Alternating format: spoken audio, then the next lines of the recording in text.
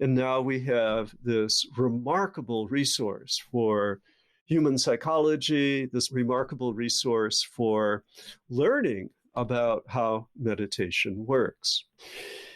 The primary Buddhist teaching, that primary right view, says that nothing lasts forever, that at the core of our desire for things to last forever is sort of a yearning, a feeling of being uncomfortable, of wanting more, sometimes straight out pain and suffering, and that we need to interrogate all of those conditions. And as we pay attention, we see that there is no candidate for the pain, that this thing that we have conjured within ourselves to be self, in fact, is a bunch of pieces put together, but always in a state of flux, always wanting to hold on, wanting things to be a particular way. And that's the root of our suffering. And what the Buddha taught is we can release from that. So in a text called the Satipatthana, he offers a pathway to meditate.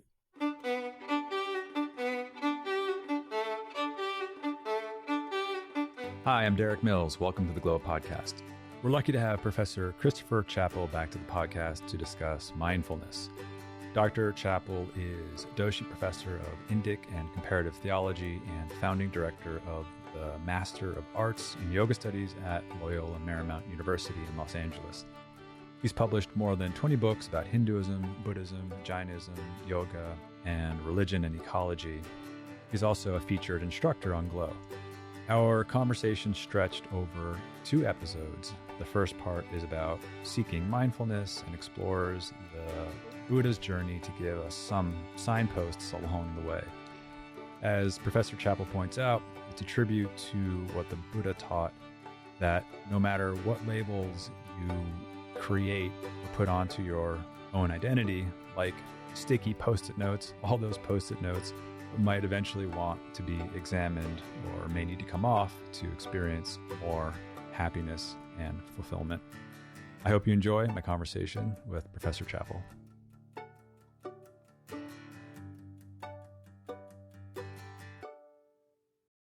Hi, Chris. So great to be here with you today. I want to say in advance, I typically refer to people with credentials such as yourselves as professor or doctor. And since I've known you for, 13, 14 years, and I've been calling you Chris ever since, I'll say once, Professor Chapple, so wonderful to be here with you today. I apologize in advance if I default back to Chris. That's the best. Thank you. So what I hope to accomplish today is to present this concept of mindfulness potentially in 2 parts. One, a brief history of this word mindfulness and the general project of liberation and why this was something that humans thought was wanted or needed at a particular point in our evolution. And then secondly, where are we at today with mindfulness, and especially here in North America? If we can get into some of your personal experience and its application and efficacy in your own life in this chaotic, entropic world that we find ourselves in. And then ultimately, for a topic like this, I like to disclose that I have some agendas ahead of time. And I think there are 2, one being that I hope our listeners walk away with some historical, philosophical, practice, religious, i.e. liberation context for this word mindfulness. And I also hope that the next time one of our listeners may consider attending a retreat, reading a book, hear someone speak, decide on what course to purchase, that they might be more curious about that particular teacher's identification with or affiliation with sources or tradition, and ultimately be a more discerning consumer of mindfulness content and products, especially as we're seeing it kind of proliferate and take on a very sort of contemporary version of mindfulness. And then my second agenda is ultimately, like I mentioned earlier, to spend a bit of time unpacking what mindfulness means for you, both as a scholar and practitioner, and how does it factor in your life, your interior and exterior experience, expression, and perceived efficacy of how you navigate that. And I want to say one thing at the top, that when it comes to words like mindfulness and yoga, it's relatively easy, I would assume, for someone like yourself to provide a short definition and description, but of these words. But brevity tends to omit the vast philosophical, metaphysical, historical, cultural complexity of these words, and as well as their meaning, intentions, and practical implications. And as I was prepping for our conversation, I was going back to the shelf where I keep all of my books relating to this topic, and pulled out Joseph Goldstein's book on mindfulness, A Practical Guide to Awakening. And pretty early on in it, he says, what is mindfulness? And he answers his own question by saying, it's a bit like asking, well, what is art? Or what is love? So this will likely be a long conversation, and I hope our listeners find that it's worth their time sticking with us through to the end. So to start off with, tell us a bit about yourself and your background, and why is this topic meaningful and important to you, and as well as to convey some of your subject matter expertise. Yeah, as you know, I tend to go to certain kinds of people for this kinds of information, in the same way that if I were searching for a surgeon, I would want to know about their education, expertise, and sort of, philosophical or a practical point of view on how to do things.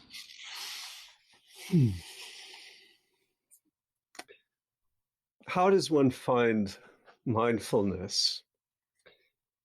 And in order to answer that question, biography automatically enters. And to the extent that my experience is a human experience, even though the names, the places, the circumstances, the years will differ, by telling the story of my immersion within mindfulness, I think there will be glimmers of recognition that themselves constitute a form in itself of mindfulness. And let me begin with the term itself.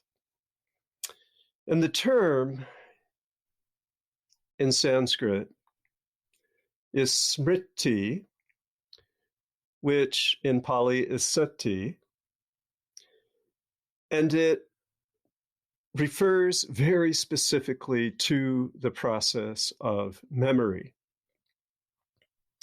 But an investigation of the meanderings of the mind, we discover the power of memory, and we discover, even more significantly perhaps, the capacity to put memory at rest.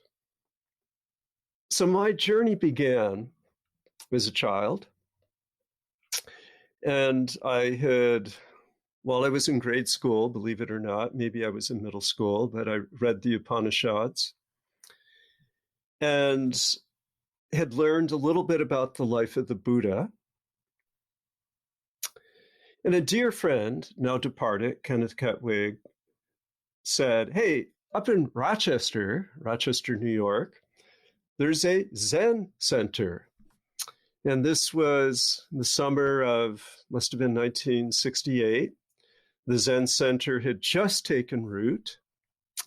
And we knocked on the door, and 13 years old.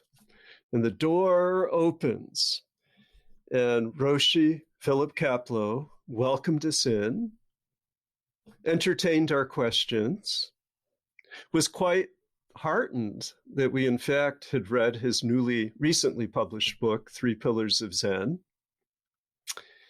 and politely said, I'm so happy you have this interest, But at that point, he was so overwhelmed with the hundreds and hundreds of people that had come from around the world to begin the Japanese version of mindfulness, which is Zazen, that he politely declined our request to enter his practice stream. But nonetheless, I read that book, and it has recipes in the back, recipes for how to meditate. And I sat down in my awkward approximation of sitting cross-legged, and I followed those instructions. At 13? At 13, yes. To breathe in count 1 and breathe out in count 2, all the way up to 10, and then start all over again. And then it said, and so I did this. I did this twice a day for about 20 minutes. So what happened was, as I moved into the breath counting and eventually moved after some weeks into only counting the exhale, I found that this monkey mind and this itchy, twitchy body was able to settle. And a few months later, my friend Kenneth said, I found a place where we can meditate. So I took my Zazen to the Religious Society of Friends, the Quakers, a couple of blocks from the Zen Center, and sat in corporate meditation, that is group silence, all through high school, once a week on Sunday mornings. And in fact, it was in that very room that I met my wife, Maureen. It was in that very room where we married when we were still teenagers. We were so blessed to find each other at such a young age. That's lucky. Yeah, it was very lucky. And as a result of the joy that I found from the calm that practice brought, I kept up with that. I kept up with meditating, not always twice a day, but at least once a day. And I kept up with that attentiveness to the count and began on my afternoon rambles. And I'll just set the stage a little bit that makes the story slightly more interesting, is that my parents rented a farmhouse that was built in 1815, owned by one of the families that sponsored Philip Kapleau to America. And she became my confidant and advisor on this path. Her name was Lee Mulligan. She still is a teacher and counselor in Linwood, New York. And this was in the township of Rush, New York. And I would wander the fields and forests on this glorious farm. The family had assembled the Mulligan farm, about 3,000 acres. And eventually, other members of the Zen Center took up residence in some of the tenant farmhouses. So I would see them when I would be out walking, and I began to lace my walk into a count of 8 steps forward on the inhale, and I would play with it all sorts of different ways. And what this allowed for was a spaciousness and attentiveness. Now, 4 seasons: spring, the tender green leaves bursting forth; summer, hot, sultry; autumn, the glorious display of the foliage; and then winter, walking through the snow, hearing my feet crunching, crunching, crunching, and keeping with the breath. Now, all the while, of course, I'm in first middle school, as we now call it. It was junior high school then, and then high school, and going off to college. And I knew from my senior year that this was my life, was to find out how this attentiveness, how this mindfulness happens. And all through these years, I've been fascinated with what we call adhyatma in Sanskrit, with the process of reflection on oneself. I've been fascinated with peeling away all of those layers of dense memories and all of those impulses, what the Buddhists called hatred, greed, and delusion. And yeah, I would get angry at stuff. And yeah, I was greedy for whatever it was that was available, at least in my mind. And then there is the delusion, thinking, oh, if I could only hang out with these people, everyone will like me. Or if I do this, this, and this, all these great things will happen. And in my meditation, it became clear that the true place is that place of repose. The true place is where we don't need to do that. And yet those impulses, what in Buddhism, Jainism, Hinduism, what are called the kleshas, they just gnawed at me. And it became a little bit of a tug of war between the quiet inward self and the agitated outward yearning self.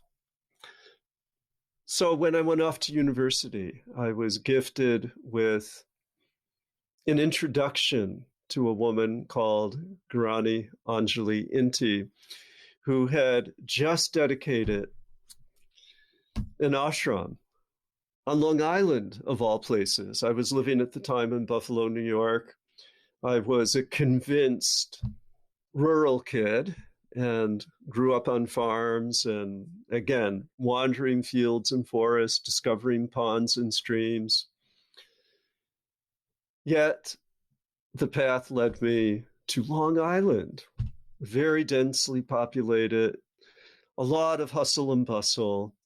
And in the midst of that hustle and bustle, I found a path of meditation, a path of yoga. And simultaneously, actually started in Buffalo, started chanting Sanskrit, learning Sanskrit grammar, reading the texts of Buddhism, reading the texts of the Vedanta and yoga traditions, and eventually became a professor and have been very blessed to walk the path of practice in a thoughtful way informed by philosophy and history. Yes, in the show notes, we'll post a link to one of her books that you recommended to me a while back. Her name is Gurani Anjali, and the title of that book is The Ways of Yoga. Yeah, we have one coming out, posthumously. Yeah, but that's the one to start with. There's so much in this text that is wonderful, and I can... Obviously, you're your own ways and methods of delivering this information, but I can also see, when I read this text, I can see some of your influence, or where you've been influenced. Her influence on me, correct, yes. Right. I'm looking at just a couple of sections here where she says, to sacrifice, you have to see the other. You have to see the other without demanding anything of the other.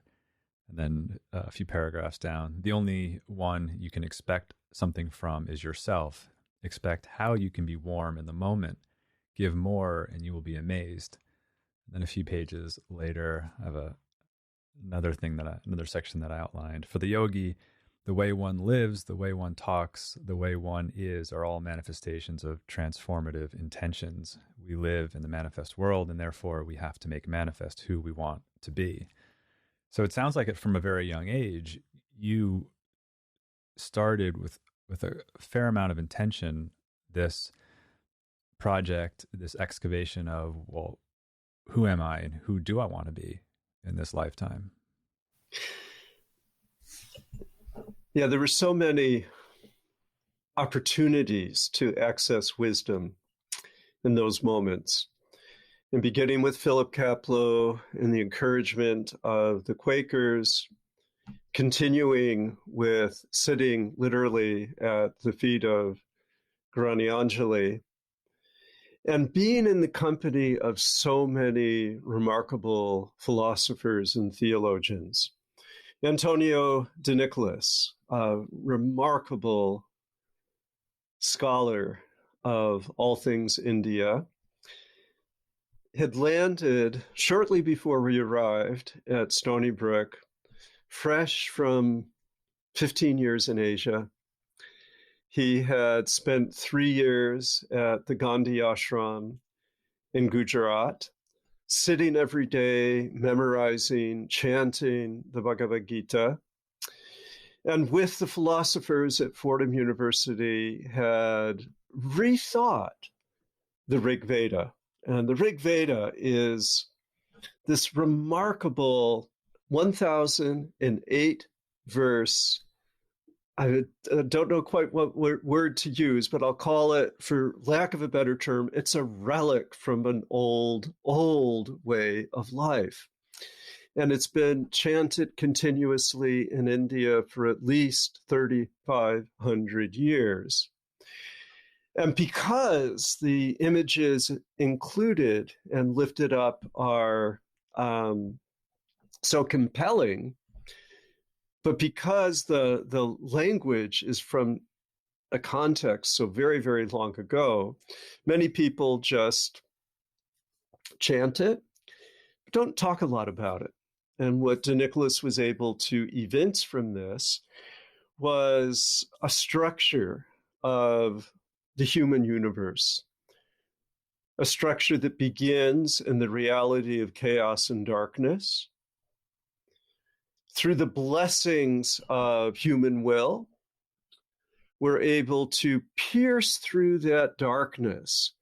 And one of the great images provided in the Rig Veda is the heroic deeds of Indra, who sends forth the thunderbolt and allows the world to be seen, allows the kindling of Agni, the light, the lamp that shines wisdom upon the world, paving the way for a dedicated life, a life grounded and rooted in sacrifice. And as one journeys along that pilgrimage, glimmers of it all coming together happen. And the word from this very, very old collection of songs that comes straight through into the English language is the word Rita. And we have this word, it's a point of value even today in English. It's a cousin word. And the word art is Rita. The word artistry is Rita. The word ritual is Rita. The word right, I've got this right, is ritual, is Rita. The word order is Rita. And the word rhythm is Rita. So what Guru Maharaj would suggest is that we need to be observant. We need to watch the rhythm of life and then jump into the current, jump into the flow, and manifest the world within the rhythms of the world to lift everybody up.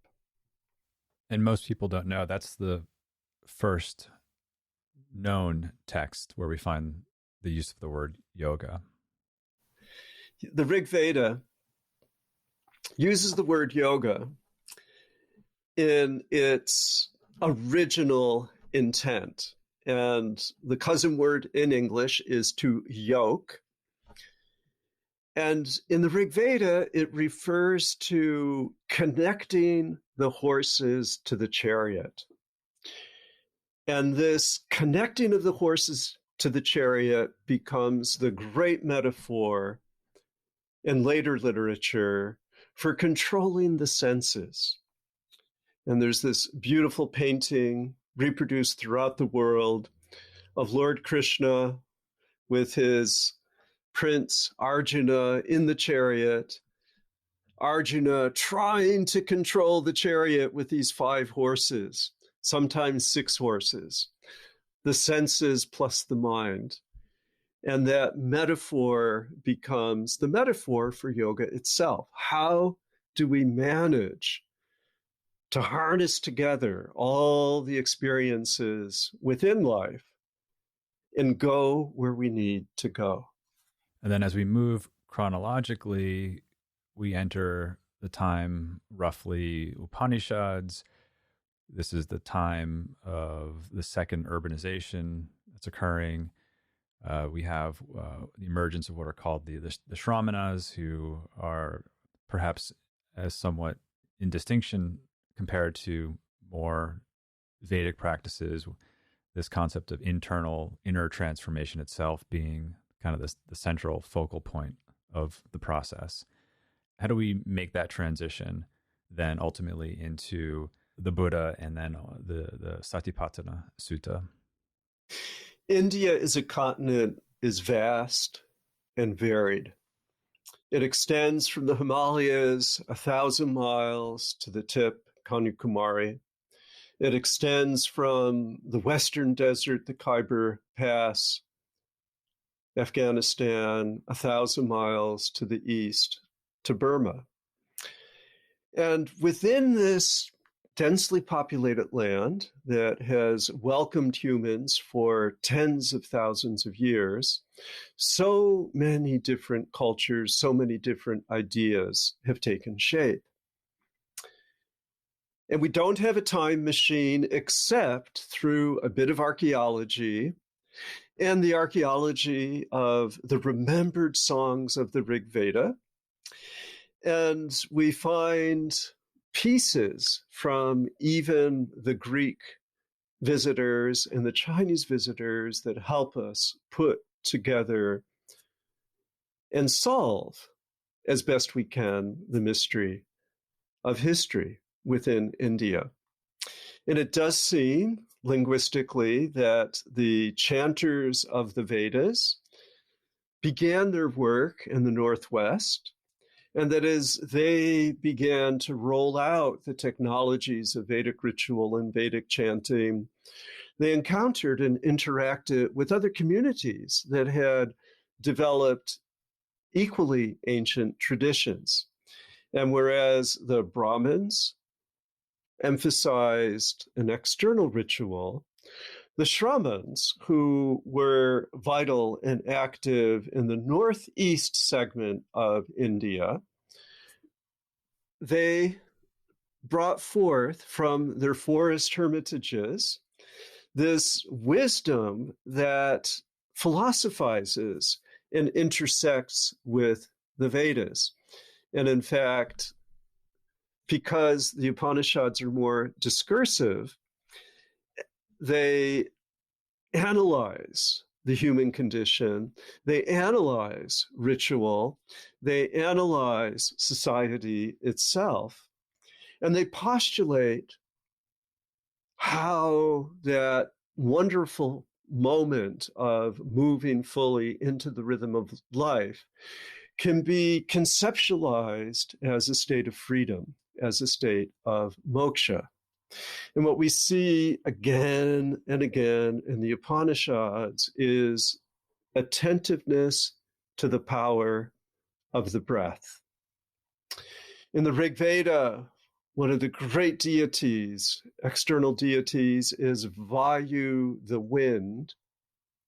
And in the Upanishads, which also honors the wind, in the Upanishads, segment after segment, story after story, tells of the centrality of breath, the connection between breath and mind, the connection between breath and speech, and building on that Vedic concept that through our speech we create the world. The Upanishads caution, be careful of your speech. Use your speech wisely. Now, those earliest Upanishads have been dated from about 2,800 years ago. And in fact, as we look at the early Buddhist literature, from stories that get told and then eventually written down, so at first oral tradition and then later written tradition, when the technology of the script comes with the Phoenicians via the trade routes into India, that happened about 2500 BC, but it was not taken up by the religious folks or even within the monasteries for a couple hundred years because of the preference for oral tradition.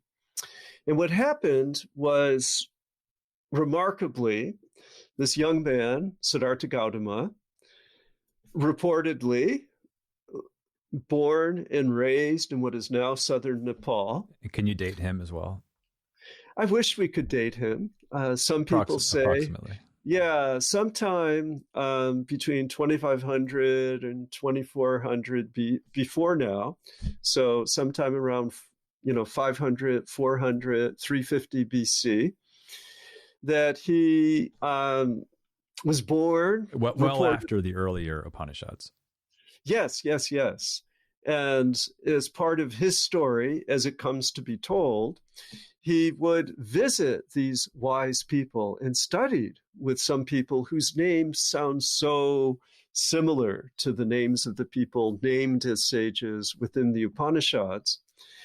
And he would study, he would listen, he would practice, and then he would say, "Oh, I still don't feel that I really know."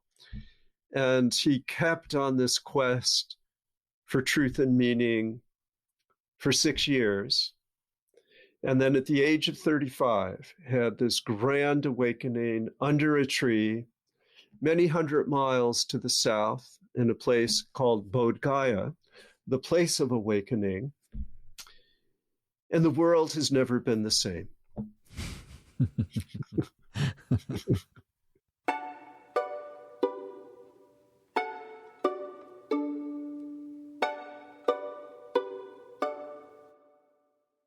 Can you share with us a brief overview of the Buddha story from the beginning, like some of his milestones and some of the important concepts he explored along the way, and then how we end up arriving at texts like the Satipatthana Sutta, which tends to be translated as the 4 foundations of mindfulness.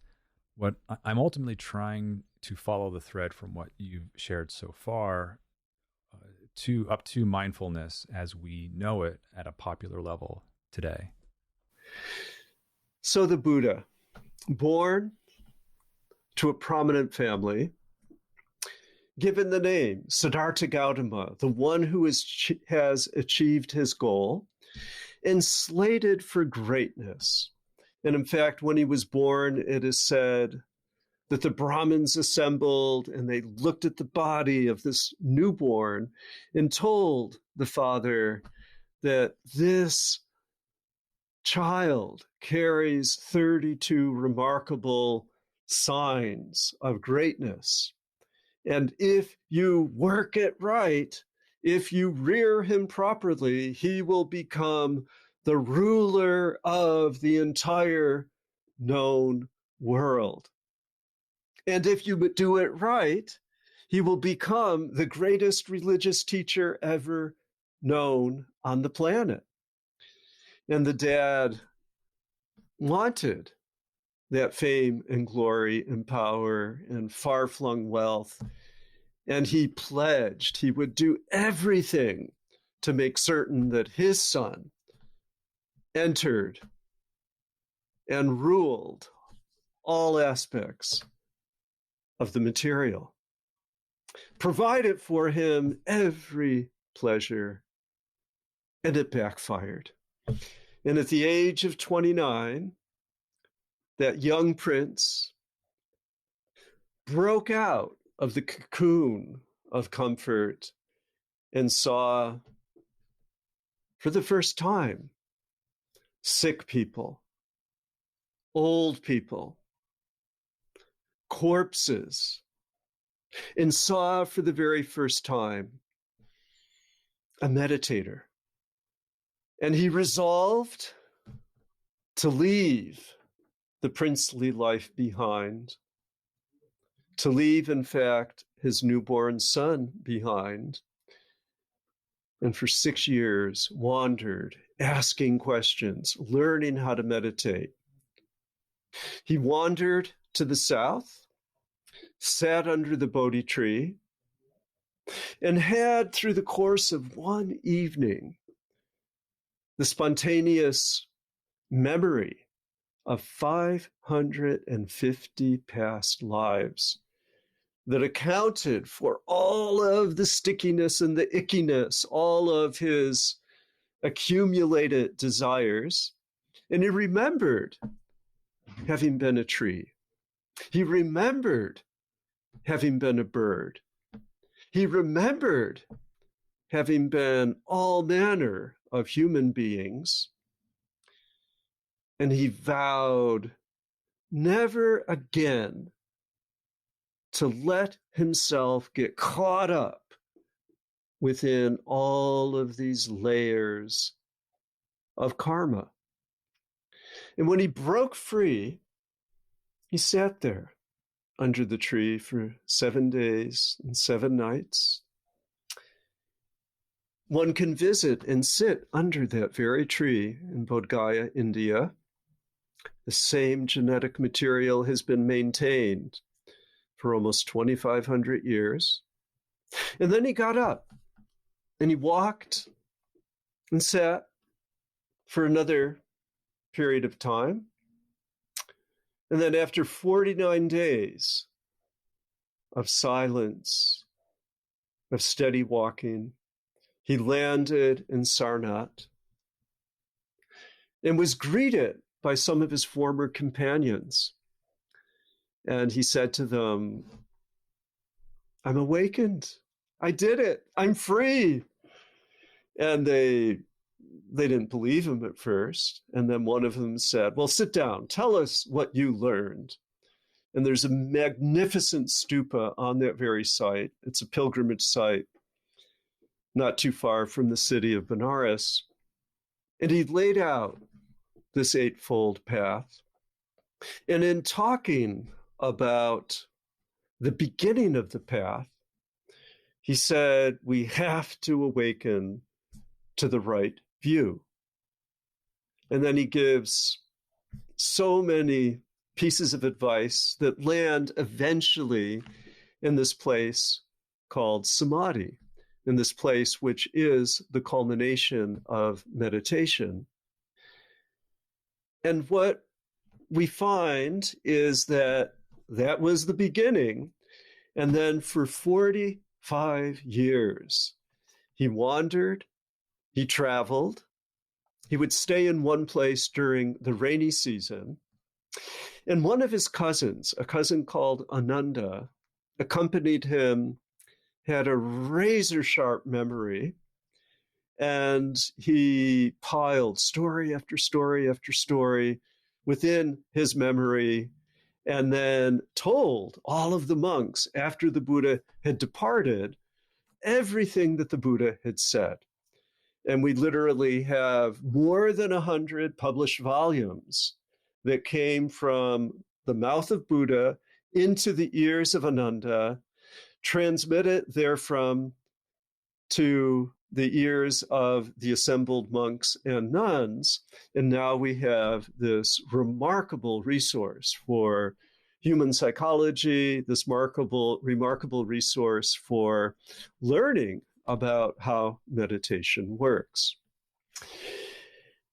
The primary Buddhist teaching, that primary right view, says that nothing lasts forever. That at the core of our desire for things to last forever is sort of a yearning, a feeling of being uncomfortable, of wanting more, sometimes straight out pain and suffering. And that we need to interrogate all of those conditions. And as we pay attention, we see that there is no candidate for the pain. That this thing that we have conjured within ourselves to be self, in fact, is a bunch of pieces put together, but always in a state of flux, always wanting to hold on, wanting things to be a particular way.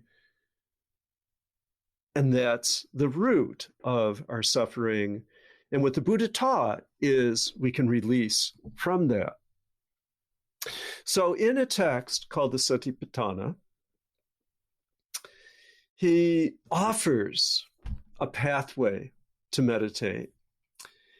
And it comes all the way down into the Zazen breath counting. It comes all the way back in terms of where does it all begin? Our experience begins in the human body. And for many years, I have sat within the Theravada Vipassana mindfulness tradition, various different teachers. And it begins quite often with a body scan. And as a teacher of meditation, what I often do is start right there. Where is the body? How is the body arrayed? An invitation could be put forward to put your feet on the floor. An invitation could be extended to sit cross-legged, maybe go into the lotus pose or a half lotus pose. And then note the sensations of the body, the connection points, and move into an awareness of the feeling tone, whether pleasant, unpleasant, or neutral, simply noting rather than judging or evaluating. And then my own practice includes breath counting as part of that awareness. And then eventually comes the part that needs a whole lot more building out, which is an embrace of Dharma, okay? And this is the part that requires those long retreats. And this is the part where the full circle loop of self and world coagulates, perhaps coalesces, and perhaps results in what Whitehead would call a moment of concrescence. And what is the Dharma? Hey, the Buddha taught dukkha, humans suffer. Anitya, things change. Anatta or anatman is that as long as you're holding on, you're focused on ego, the ego must be released. And those teachings then lead to a committed way of life, to right livelihood, to taking vows. And I remember my formal entry into the yoga path, per se, was the adoption and reflection upon something that I innately knew was correct, an adoption of a gentle way of worldly engagement. The Sanskrit for this is ahimsa, which means nonviolence, which means consider how your words and actions affect others. Be attentive to the foods one eats, to, in our case, the cars that we drive. And that very first vow informed the building of the Buddhist community at its best. And then the Buddha taught 4 other great vows as ways, pathways to cultivate mindfulness. And the second vow, a vow embraced and actualized by Mahatma Gandhi, is the vow of Satya, is the vow, what Gandhi called satyagraha, holding, grasping, grasping the truth, investigating the truth, interrogating the truth, speaking the truth, moving toward the authentic. And then the third great world-shaping vow is asteya, also known as acharya, and it says, take nothing that does not belong to you. Some people say, stop stealing. And then as we reflect, we see, we steal in lots of different ways with our consumer habits, with the time that we take from other people, with the pencils we walk away with the office supplies that we sort of think should be our own. Okay, all of these small and large ways in which we steal. And then for the Buddha, it was very interesting, this issue of human corporeality. And he himself had given up family life. And even though his son later came to live with him, and his sister-in-law, who had raised his son, his wife had died shortly after the birth of their first child, his sister-in-law and her court, the women from his prior life, formed an order of nuns. And all of them decided to move their energy away from the building of family, away from the expression of sexuality, into a life of chastity. So that in those early years, to become a Buddhist meant that you became a Buddhist monk or that you became a Buddhist nun. And this adherence to the vow known as brahmacharya required a very profound and life-changing vow. And then the fifth vow was the vow of no intoxicants. And of course, all manner of alcohol, and it's called cannabis indicus because it does come from India. All of those substances which cloud the mind were to be renounced by the monks and the nuns within the Buddhist order. And as the centuries have gone on, lay people have said, hey, we want a piece of this too.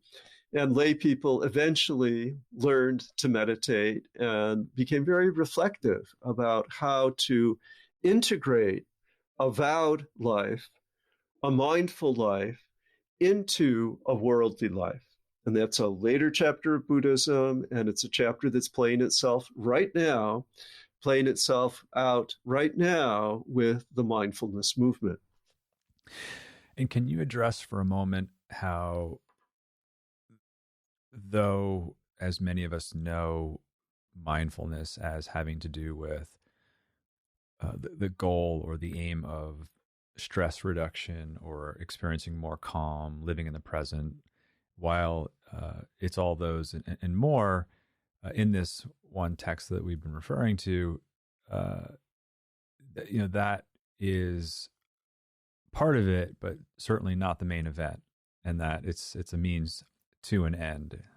And it seems like it would seem remiss not to address this concept of liberation at this point and how important it really seems to be as part of this project.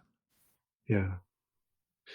At the core, from the beginning, the Buddha taught a pathway to human freedom. He called it nirvana. Other people have called it moksha, kaivalyam. It requires an undoing of all of the karmas from the past, a releasing of those karmas in order literally to be free. It required a change in lifestyle. It required an abandoning of creature comfort. No longer were the monks or nuns allowed to even sleep on a cushioned bed. And I have visited the monasteries, like at Nalanda, where from the archaeology, we know they just slept on slabs of stone, and a little pillow would be carved so that they could be on their side. And this life of austerity was required in order to undo all of the difficulties that had piled on and densified the experience of these humans who were seeking release. And as we look at how that has translated into contemporary life, I'll give just a couple of examples. Teachers that I have known and worked with. Trudy Goodman was a young mother, graduate student on her way to become a psychotherapist, family psychotherapist, and had various tragedies befall her life. And like so many people in their early 20s, just sought something that could calm her down. And she started sitting in Zen style, like I had started sitting Zen style a little bit earlier, but at a younger age. And she found great relief. And she went up and visited other meditators. And these meditators were Sharon Salzberg and Jack Kornfield, who had undergone similar difficulties. Sharon, whose books are so popular, like myself, had been a student at State University of New York at Buffalo. She didn't go to Long Island for her meditation. She went all the way to Asia.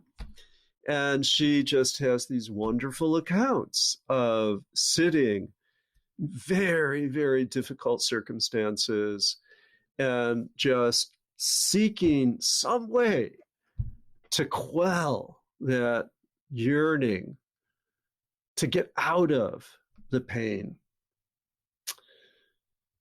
Jack Kornfield, similar.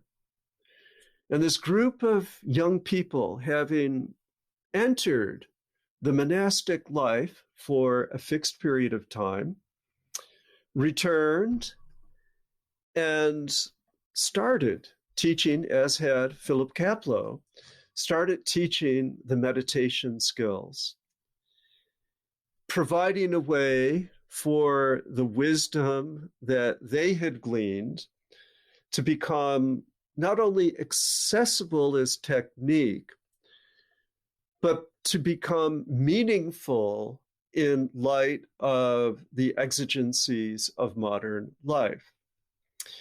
And quite often, it truly meets the needs of people. And sometimes it may be criticized as trivialization or an appropriation or something that may not be fully genuine. But to the extent that the Buddha said, people suffer, to the extent that modern people say, I'm suffering, relief can be found in the meditative process. And I'm hearkening back to my own experience, where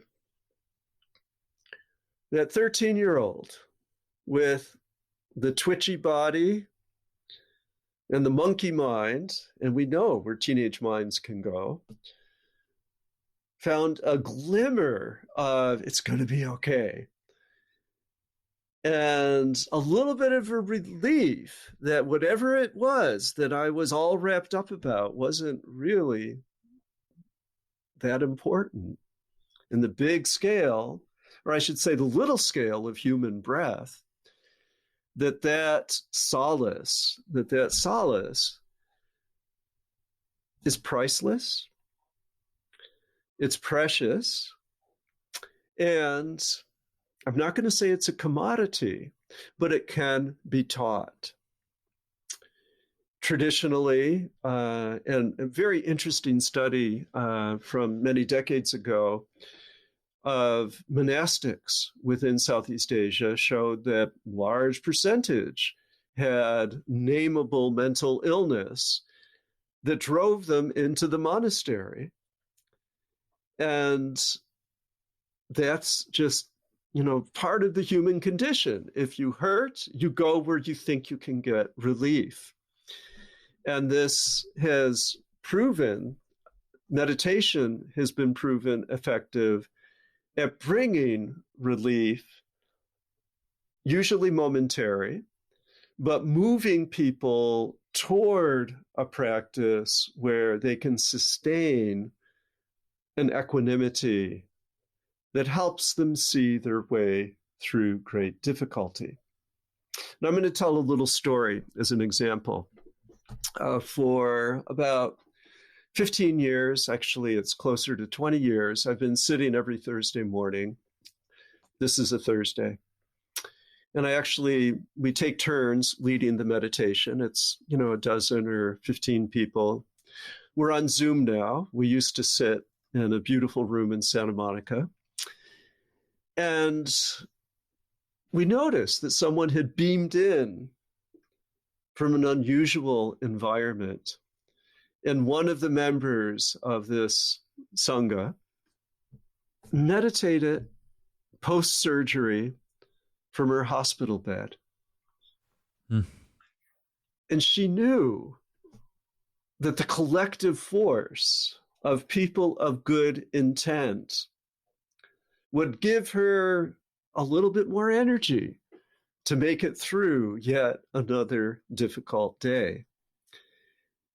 And this profound technique, which can be supported in all manner of activities, including pranayama, to really sort of heighten the acuity of attention to the breath, through asana, to release those sticky parts in the body that sometimes have been habituated over years and perhaps even over an entire lifetime, that call out for some release. And these releases are more than simply tissue releases. They also become emotional releases. And the psychological endurance required to sit meditation retreat. Okay, 45 minutes on the cushion, 10 minutes up walking, 5-minute tea break, do it over again, then sit and listen to a talk, and then go have some lunch, and then come and sit on that cushion for another 45 minutes, walk for another 10 minutes, go back and work on the theme, eventually go talk to the retreat leader and say, what's going on with my life? And then go back on the cushion. I mean, this is rigorous, and this is nothing to trifle with. I mean, this is not a trivial endeavor. And the combination of intense experience and daily practice builds resiliency and invites people to really consider and reconsider every aspect of life. Thank you to our entire team behind the scenes at Glo. I'm so grateful for your care and commitment to serving our members around the world. Thank you to our teachers for so beautifully sharing your gifts and talents.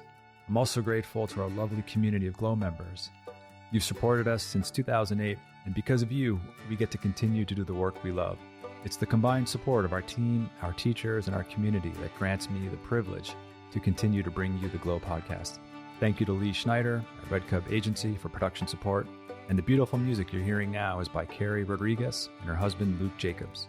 And remember, take care of yourself because our world needs you. Thank you for coming on this journey with me. You can find the Glo Podcast on Spotify, Apple Podcasts, or glo.com/podcast, or wherever you listen to your podcasts. I'm Derik Mills.